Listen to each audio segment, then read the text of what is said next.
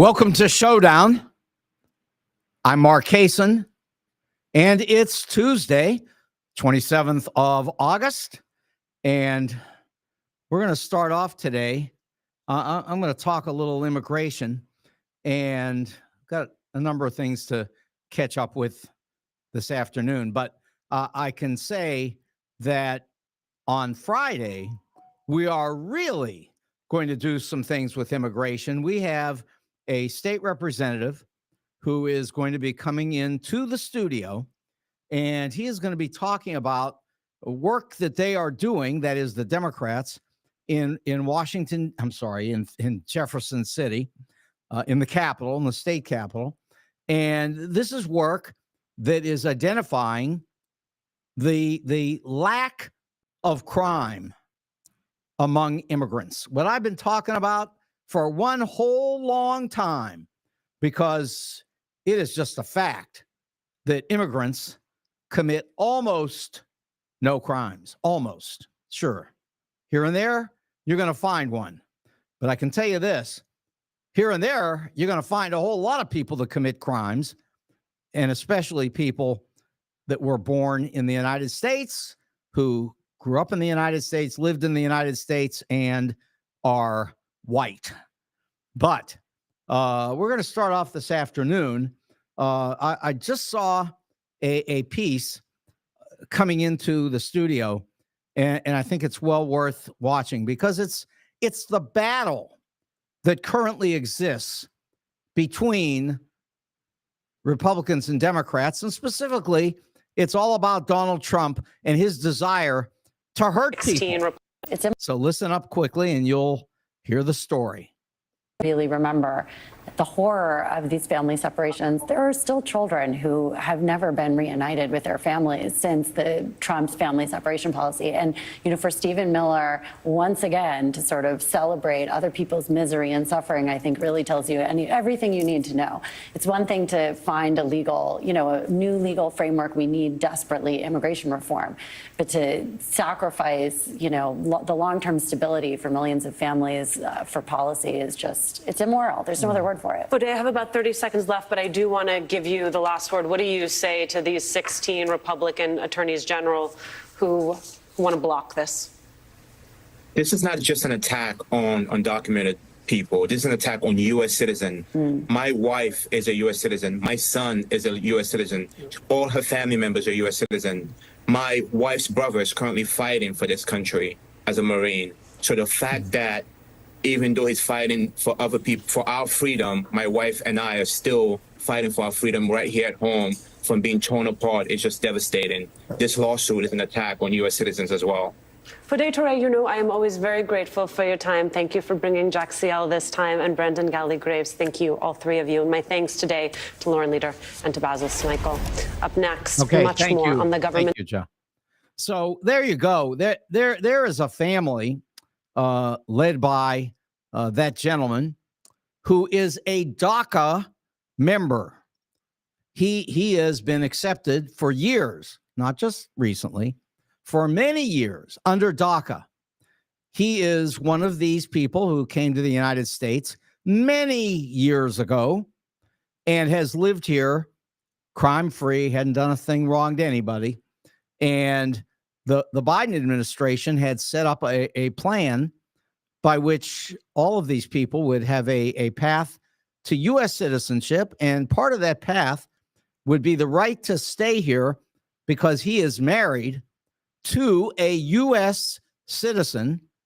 And he also has a son who is a U.S. citizen born in the United States. This gentleman's undocumented. That's the bottom line. 16 attorneys general from around the United States sued to stop the Biden administration from protecting these families. And the result is likely to be the separation of these families from their children, leaving children alone, leaving families cut in half. And what you heard they were explaining was that Stephen Miller, famous for other atrocities in the Trump administration. Stephen Miller, he was celebrating this result, and really celebration. He said it's a celebration. We have won a huge victory, and they won a huge victory over, first of all, a man who has been here for a long time, done absolutely nothing wrong, and is married not only to a U.S. citizen, but also has a son with his wife, who happens to be a U.S. citizen. This is the reason to celebrate. The bad fortune of this family is the reason for Stephen Miller to celebrate, because this man and his family will be torn apart after having done absolutely nothing wrong at all.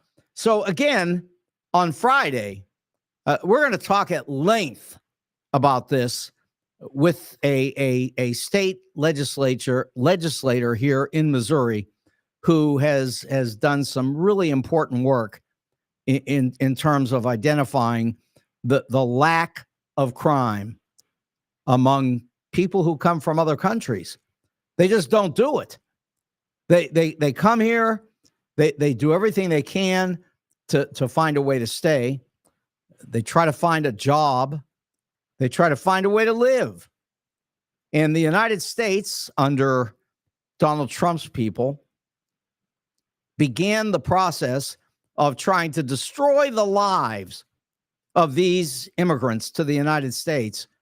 And here we are 4 years later, and they are still pursuing this now with the help of attorneys general in states all over the United States. But these are all, of course, Republican states.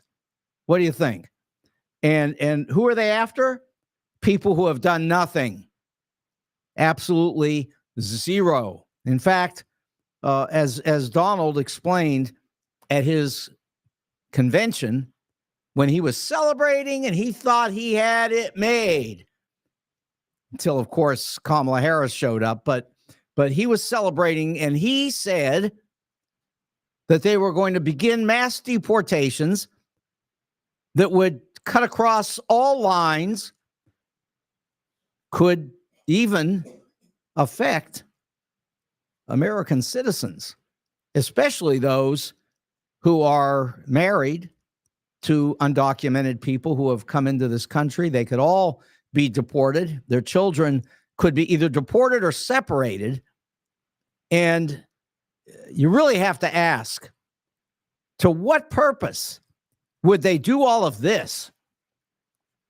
And of course, the answer is there's some kind of a serious illness that underlies the entire policy. And the illness starts, of course, with Donald Trump, but extends out to many people in the Republican Party who are just looking to hurt somebody. Just hurt anybody. If you can hurt somebody in order to promote better feeling for yourself, that's what you do. And this is the whole purpose of not only Donald Trump and those who go to work for him and with him and support him, but also this really has to do with, as we know, Project 2025.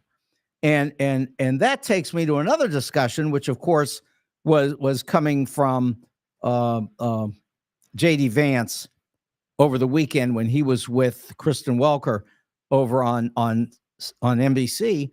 And what did they talk about? They talked about the fact that J.D. Vance has done a lot of things that are very harmful to people and has said things that are harmful to people. He doesn't regret them. He made it clear that he had no regrets. He said, I have regrets for many things, but not for saying any of the things you're asking me about.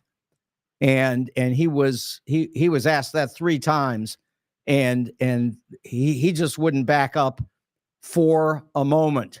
Instead, he's out here talking about what kind of reproductive services the Trump administration in the future would be willing to support, which is so interesting because it's all counter to things that both Vance and Trump have said just recently. But they're running away from it now because they see the polls, they know what's happening, they know what Kamala Harris is doing, and they are just running as far and fast as they can to get away from their own words.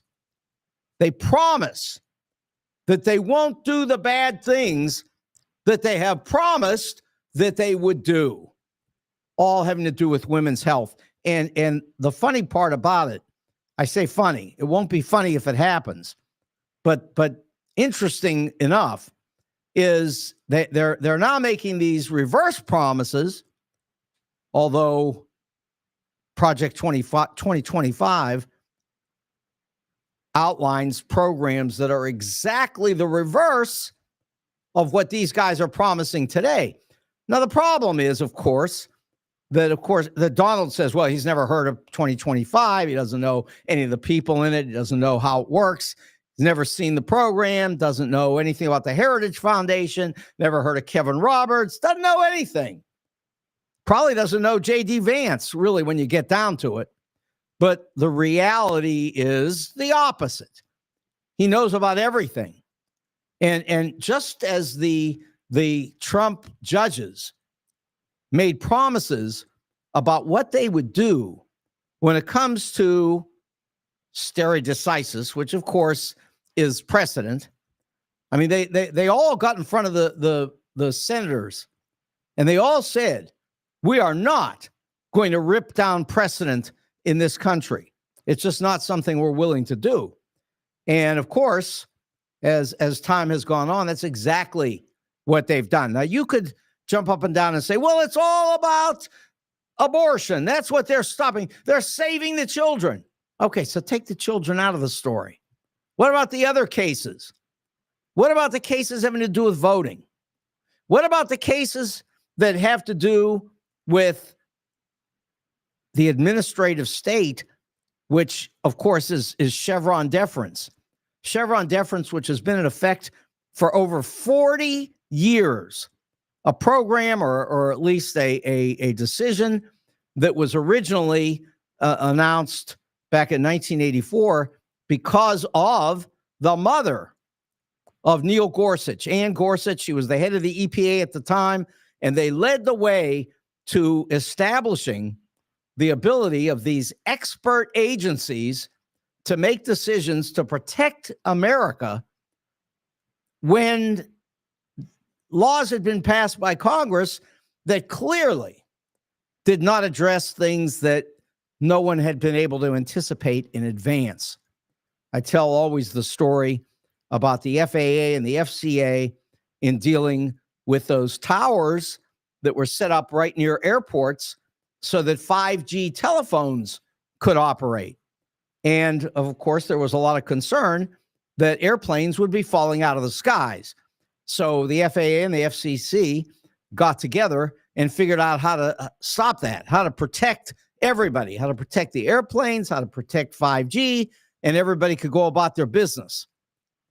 That's not allowed anymore under the current decision by the Supreme Court that destroys the ability of expert agencies to work on the behalf of the American people. Instead, what would they do?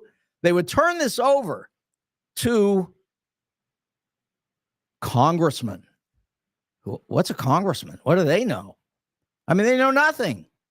They run for Congress, and of course, they make laws, but then those laws are implemented by the executive branch of our government, people who pass special exams and have special qualifications to handle the problems that are operating under their agencies.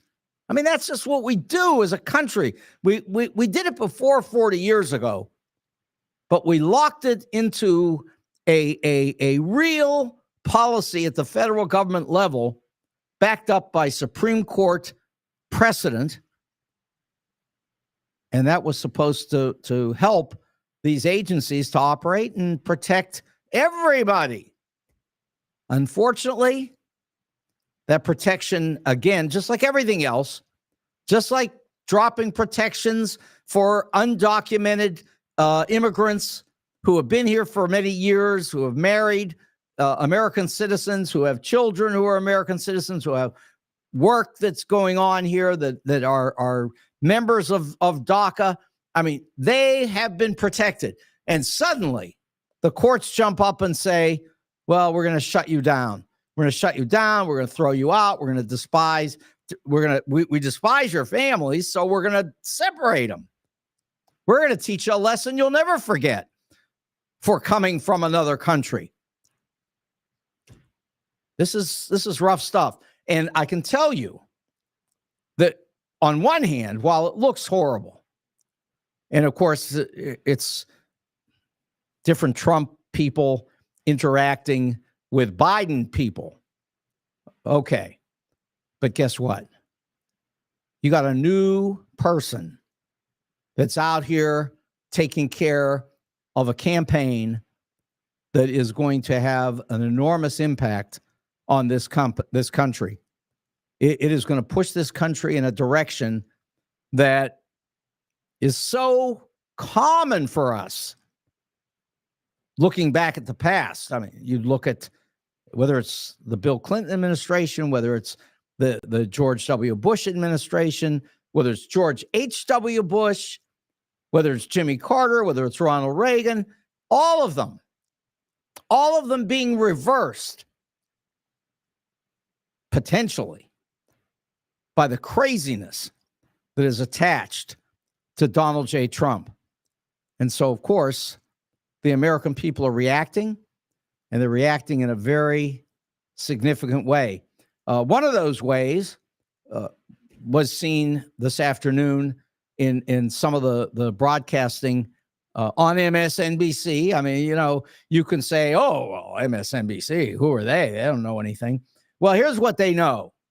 They talked to the Harris people, the Harris Waltz people, and they were discussing where this group of Harris people would be running around the country supporting Kamala, developing infrastructure in order to campaign all the way up till November 5th. And in some of these areas, there's already infrastructure in place because Joe Biden had a lot of money and he used that money very smartly. And you got to understand, in a lot of these elections, what happens is people don't compete in areas where they don't think they can win. And the reason is because they want to take all those resources and pile them into areas where they can win so that they have a chance with the way the Electoral College works. So interestingly, Georgia is back in the news. It's potentially a very significant state that could support Kamala Harris. It's extremely close, but it's very much within reach.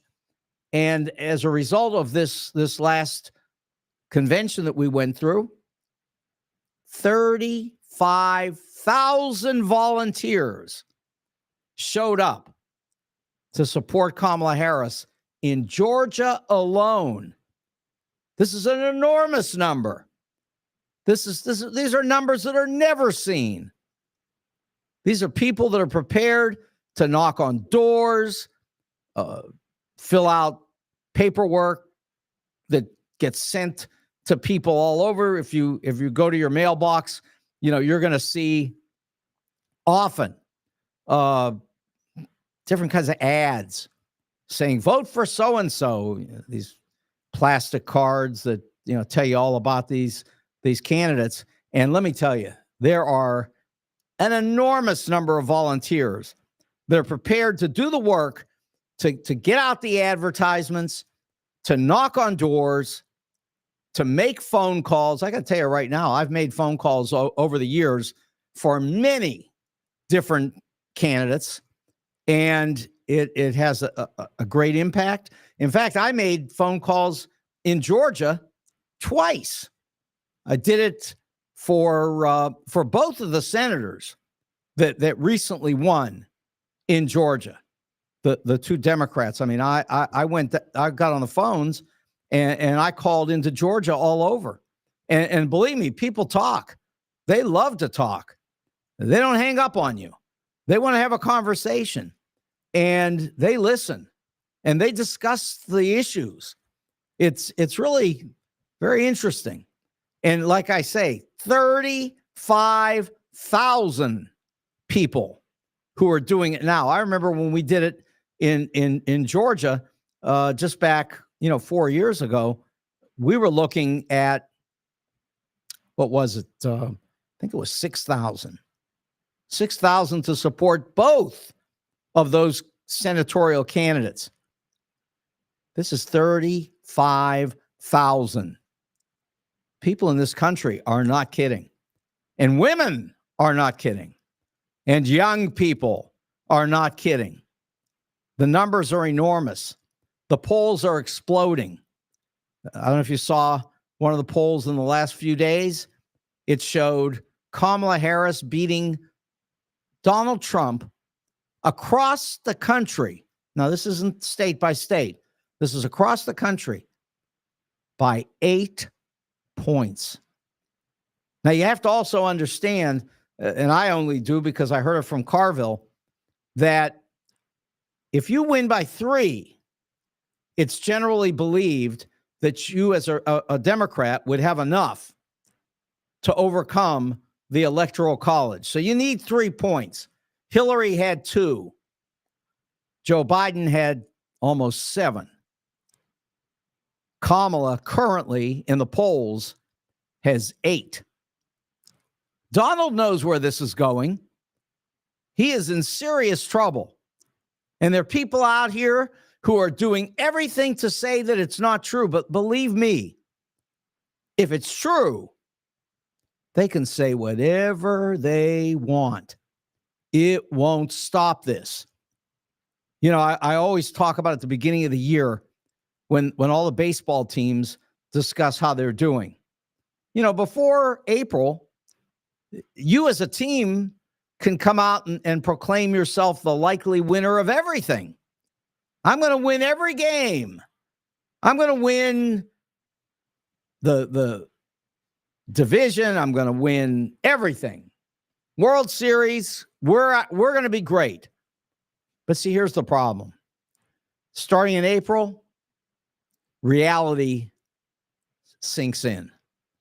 And the teams find out who can really play. And the teams that can play, you could mouth off all you want, and you won't stop them because they can play. And the teams that can't play, you can talk about them all you want, and they won't get better. Because if they can't play, they can't play. And in this case, Donald can't play. Trust me. He's going down the tubes, and he knows it.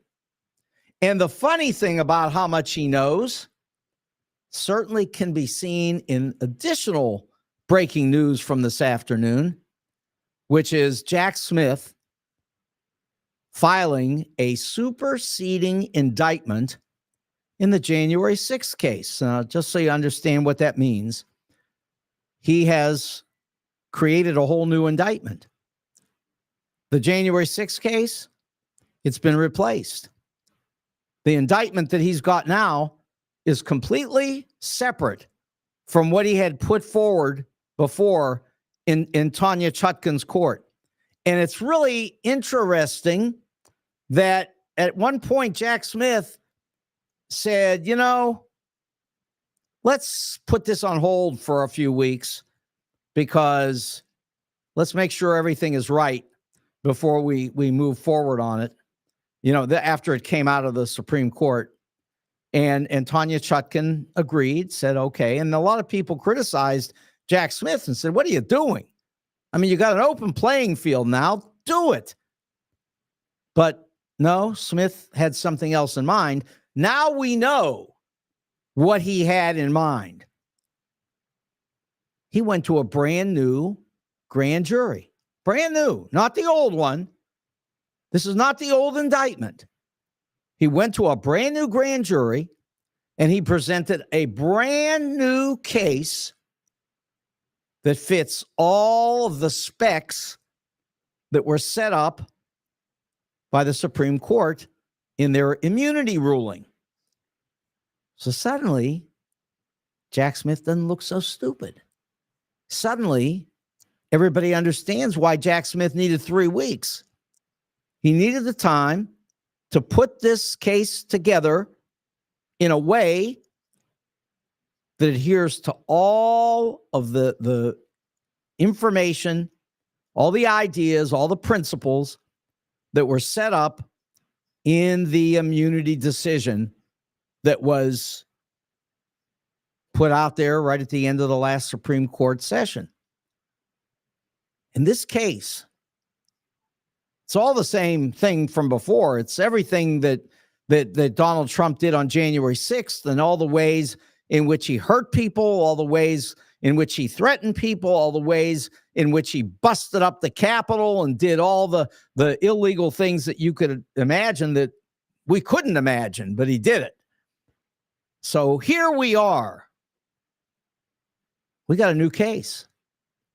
And in this case, the new grand jury has passed on everything, all adhering to the standards set up by the Supreme Court in their immunity case. And the lawyers who have looked at this are saying this afternoon that this case is far stronger than the case that they had prior to the immunity decision. So what does that mean? It means that Donald thinks that he's so smart. He thinks that he can just do anything. He thinks he can go to the Supreme Court. He can delay the case. He can throw out all kinds of dismissal demands, all this nonsense. But guess what?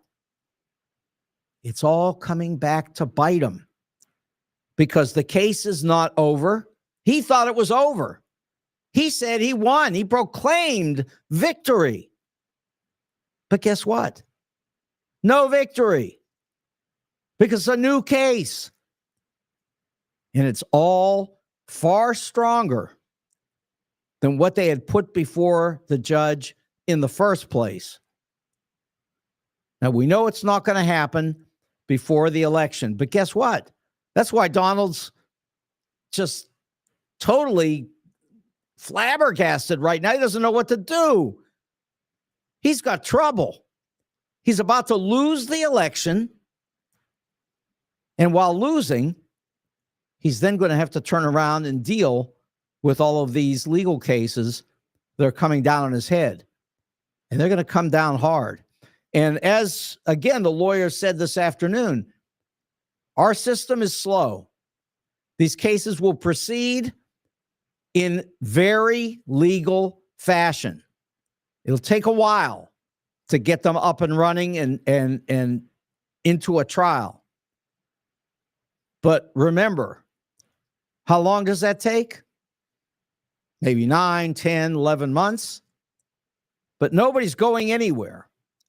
And if Kamala Harris is president of the United States, believe me, she doesn't have anything to do with it anyway, because it's all put together by Jack Smith. So Kamala Harris is out of it. She's not doing it. She's not promoting it. She's not behind it. It's none of that. Joe Biden will be gone. This will all be Jack Smith, a legitimate prosecutor, special counsel, who's going to come in and take this superseding indictment and wrap it around Donald Trump in a way that he is going to wish that he had stuck with all the rest of the junk he did before and that he didn't have an immunity decision by the Supreme Court, because they're coming after him with everything. And again, I say coming after him with everything, you know, immediately people want to say, yeah, you see, you just want to get him. No, it's not like that. You got to understand. coming after a criminal. Donald Trump is a criminal. They're coming after a criminal, and they're going to get the criminal and hold him to account for his crimes. And, you know, that's the other thing that we've got this year that we didn't have last. Before, we always said, well, he's not a criminal. He's been indicted. He's been accused, yes, but he's got to go to court. He's got to be judged by a jury. The case has to be adjudicated properly through the system. And at that point, then we would hear what the jury has to say. We've done it. It's over. That's finished. And the result is that Donald Trump is a convicted felon. Convicted felon. I mean, you could say he's a convicted felon with an appeal, but guess what? Go through the courts. See what's happened. Convicted felons are all over the place with appeals. Of course they appeal. And some of them are possibly innocent, and the vast majority have committed the crimes. In the case of Donald, certainly the jury says he committed the crimes, and this was all brought with a proper grand jury, and it went through the proper process, and it'll go to appeal. They'll have their opportunity to have their day in court, in front of an appeals court, and that'll be heard, and then Donald will undoubtedly be marched off to a prison cell. I'm just telling you, it's coming. But in the meantime, he's got more problems in front of him, which is, of course, the January 6th case. Now, unfortunately for Donald, that's not the end of this. Because, as we know, Jack Smith has been hard at work. He's a smart man. And he has appealed now in the Aileen Cannon case dealing with the Mar-a-Lago files. So the case that he also had dismissed, Donald, in which Donald proclaimed total victory. Well, it's now coming right back in front of the court, and the 11th district is going to have to decide what to do about the dismissal that was ordered by Aileen Cannon. And every lawyer I have heard, everywhere, you could say, oh, yeah, they're MSNBC people. Well, let me tell you something. They were right about Manhattan, and they're looking pretty right at this point with regard to the January 6th Washington case in front of Judge Chutkan. So now here comes another case down in Florida, but you see, look what happened. That Florida judge, she thought she was so smart and that she would be getting a Supreme Court appointment. Well, who's she going to get that appointment from? Certainly not going to be from Donald Trump. Donald Trump's going to be in a trailer outside on Rikers, which is where they're talking about putting him. Jim Comey says that's the place to put him. Just set up a trailer and he'll be in jail. He won't be with the general population, but he'll be in jail. I mean, there are ideas out here, you all. This is not over. Donald's in trouble, and it's big trouble. And unless he can win this election, and frankly, telling you, the momentum out here, the polls, the enthusiasm, the country's on fire with excitement, the inspiration, it's just snowballing every day. It's even snowballing with 100-degree weather out here all over the United States. Doesn't matter. The snowball is growing and Donald is falling.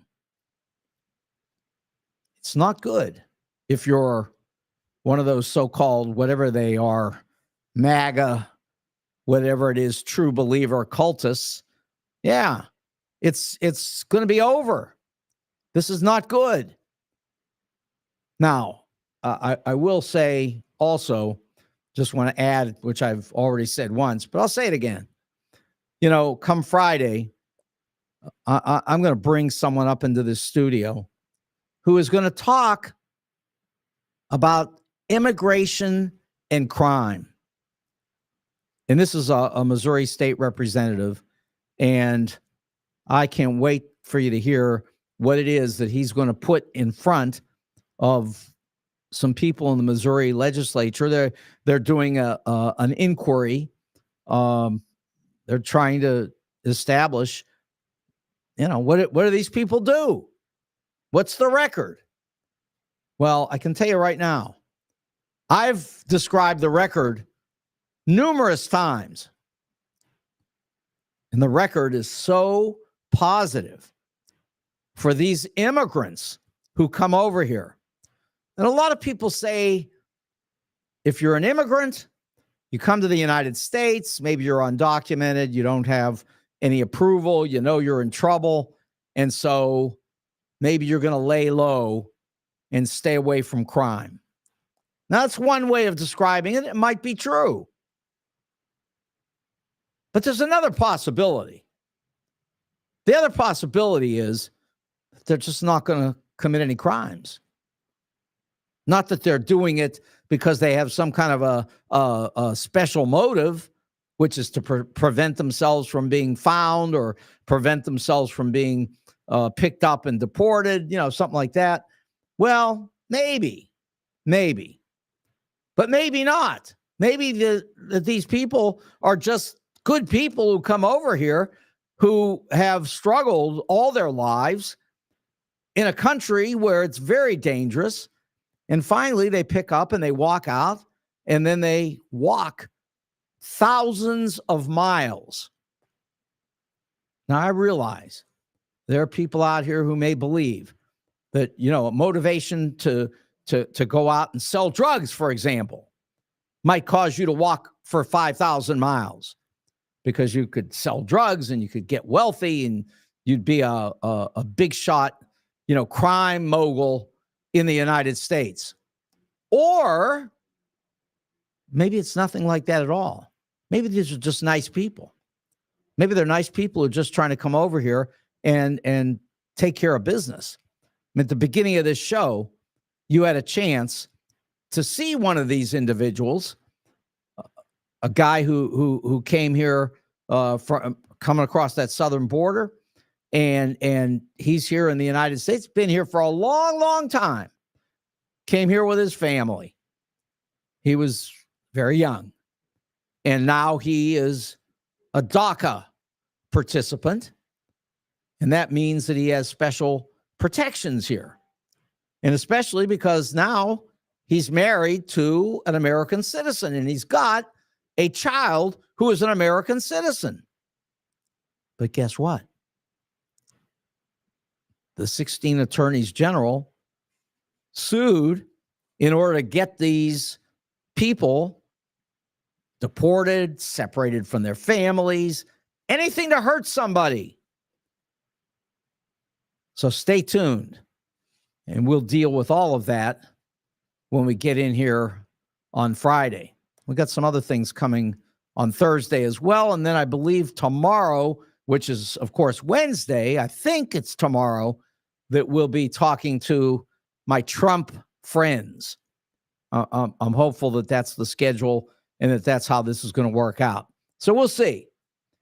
But in the meantime, let me suggest that you consider dinner tonight, because a great place for that dinner, as far as I can tell you, is Wenty's. And Wenty's is at 18,000 Chesterfield Airport Road in Chesterfield Valley. It is a great restaurant with great food, great ownership. It's just a fabulous place to go. And one of my really good friends, and I won't say his name, but it's a good friend of mine who listens to the program. And he went last night to have dinner at Wenty's. He's been planning to do it, and he did. He went last night, and he says he loved it. He ate the baby back ribs and the onion rings. followed my recommendation, and he loved it. Really. He said the food was terrific. He really enjoyed Wendy's. Now, having said that, there are people who go there and get wings. There are people who go there and get smoked meat. People who go there and have patty melts and cheeseburgers and hamburgers and salads and pizza. Don't want to forget the pizza. The drinks. Everyone says the drinks are great. I happen to like the iced tea. In fact, when I say I like it, I love it. That iced tea is outstanding.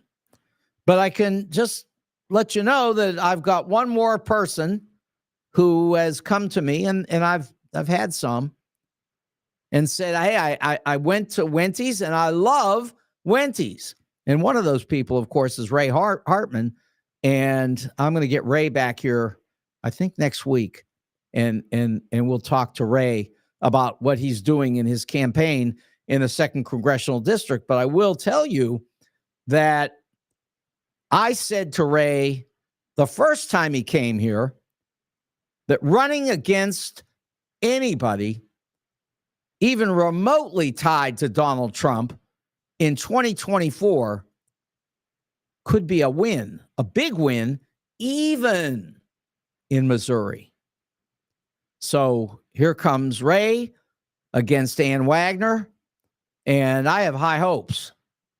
But you don't have to worry about hoping at all. All you got to do is go to Wendy's, and believe me, you'll love it. And also, don't forget, you want to get yourself out to Defiance as well. Have a little bit of a different atmosphere. Same great restaurant, same great food. It's all Wendy's. You'll love it. Wendy's in Defiance. Check them out. $29.99 South Highway 94. Great restaurant, Wendy's. Now, I want to send you for jewelry to my good friend at Jewels on Hampton. That's 4506 Hampton, and my friend Al runs that place beautifully. Loaded with trays of jewelry in cases all over this beautiful jewelry store. They've got terrific inventory, excellent prices. You know, if you've got jewelry that you want to sell there, you can do that. If you've got coins that you want to sell, you can do that. You buy and sell coins, all good prices, really, or they wouldn't be doing this long. It's a long time. You know, they're a respected jewelry store. They do a great job, and I can tell you too, they'll fix your watch. So go to 4506 Hampton. That is Jewels on Hampton. Now, if you're looking for men's clothing, you know it's the St. Louis Suit Company in Clayton. They're on the corner of Central and Forsyth. And believe me, the clothes, terrific.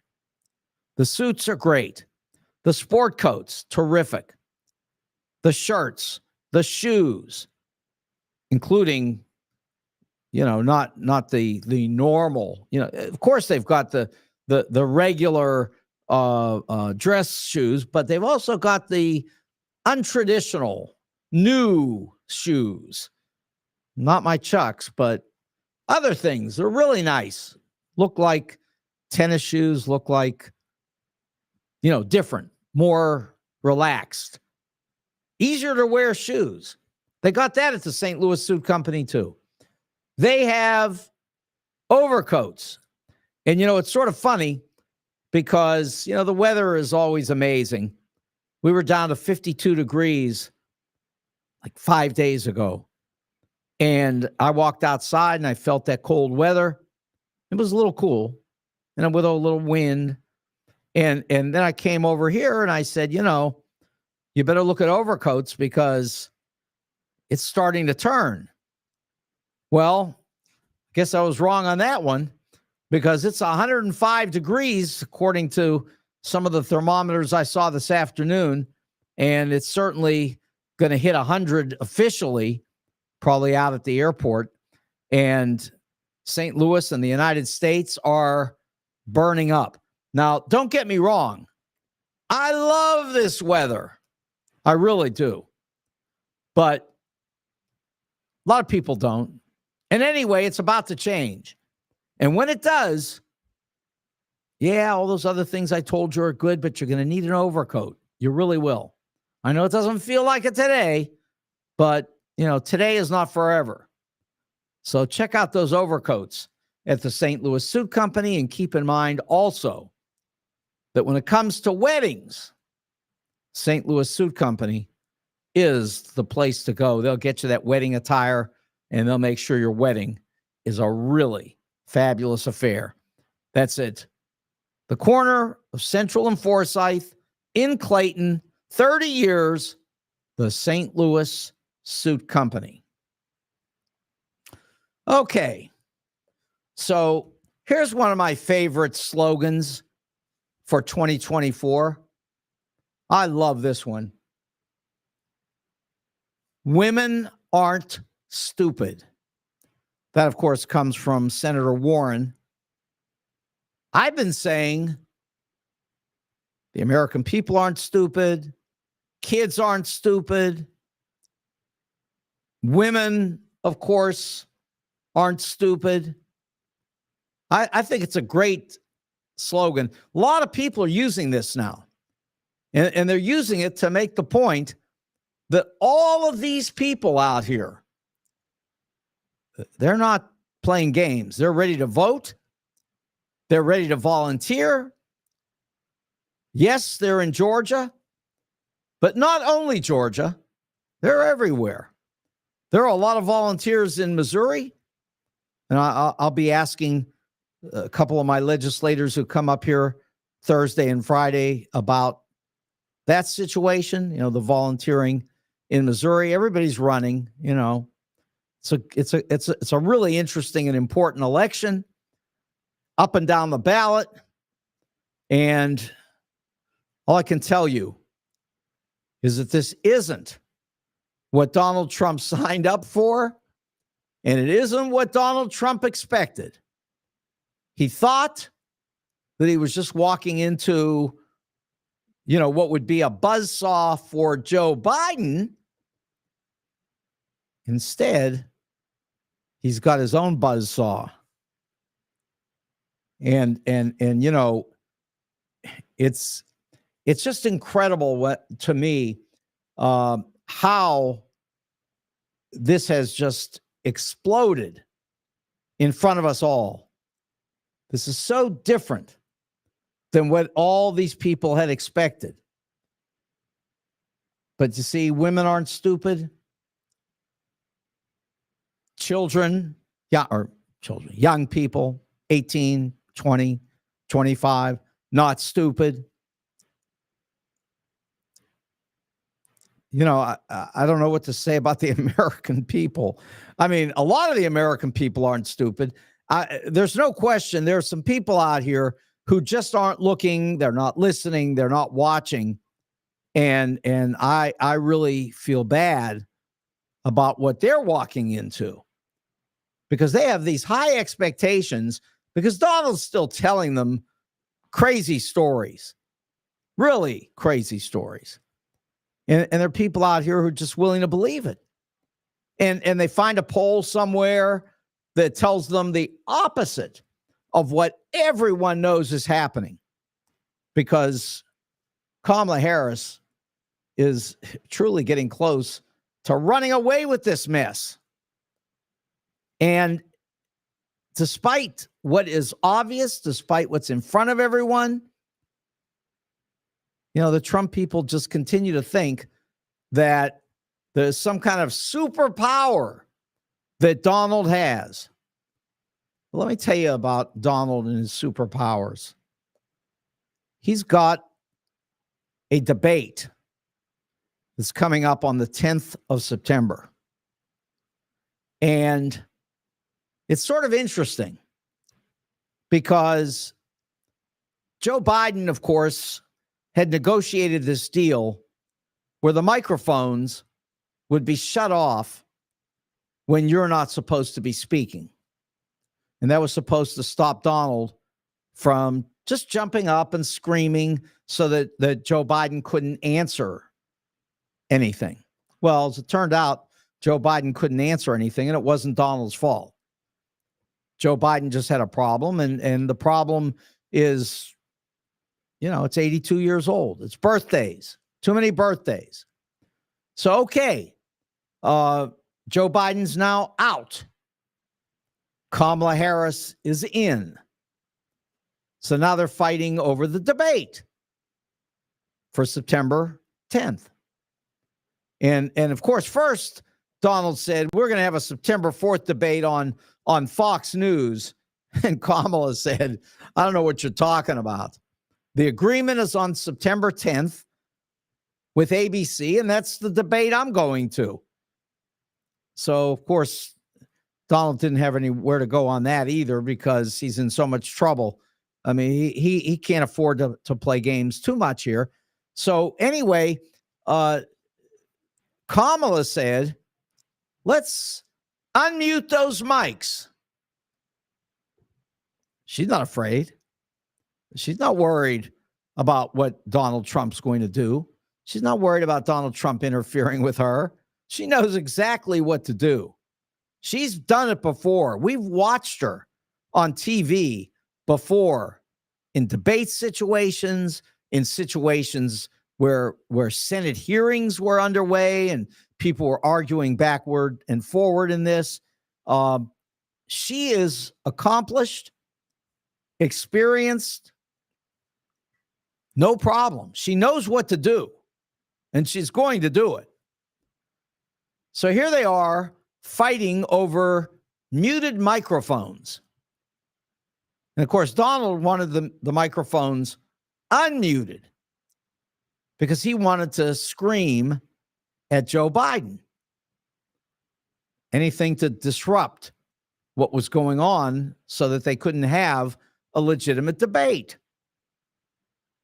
But now, since Kamala says, let's unmute these microphones.